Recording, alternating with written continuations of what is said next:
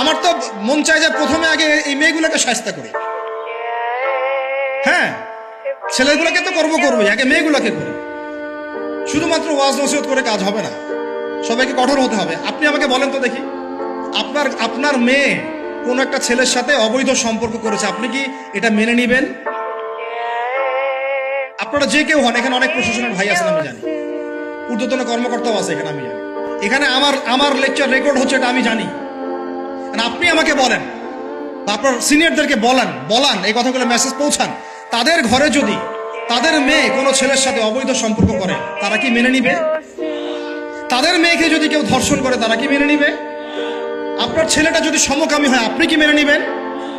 আপনার বাসায় যদি কালকে একটা ছেলে এসে বলে যে আপনার মেয়ে এসে বলে যে বাবা, আমি ওকে ভালোবাসি, ওর সাথে বিয়ে করার আগে আমি যৌন সম্পর্ক করে ফেলছি, আপনি কি মেনে নিবেন?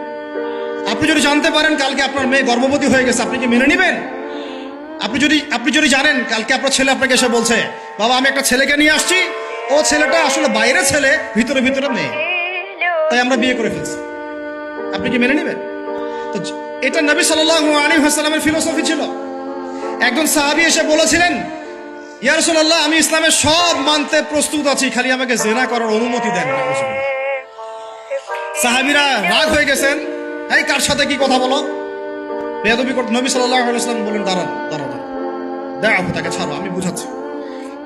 নবীজি তখন বললেন, দেখো, তুমি যে প্রস্তাবটা আমাকে দিলা, ইসলামের সব তোমার ভালো লাগে, কিন্তু জিনা করতে চাচ্ছ, এখন বলো তো দেখি, তোমার মায়ের সাথে কেউ যদি এমন করে, তুমি কি রাজি হবা? সে বলছে না। তোমার খালার সাথে করলে না, তোমার বোনের সাথে না, তোমার স্ত্রীর সাথে না, তাহলে যেটা তুমি অন্যের ক্ষেত্রে চাচ্ছ না, পছন্দ করো না, সেটা কেন তুমি তোমার ক্ষেত্রে চাচ্ছ? এভাবে চিন্তা করলে আমাদের আর কথা বলার দরকার আছে? আল্লাহ পাক আমাদের সবাইকে কথাগুলো বোঝার তৌফিক দান করে।